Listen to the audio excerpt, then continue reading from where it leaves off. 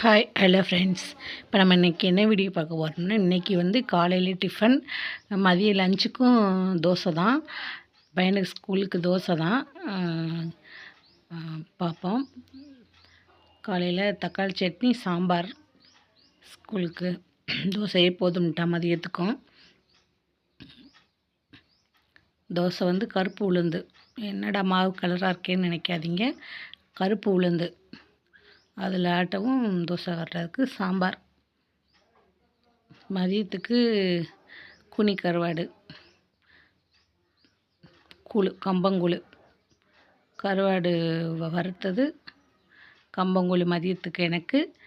பையனுக்கு மதியத்துக்கு லஞ்சுக்கு தோசை. அது வந்து கடலை ஸ்நாக்ஸுக்கு அவிச்சிருக்கு, வந்து சாப்பிடுவேன்.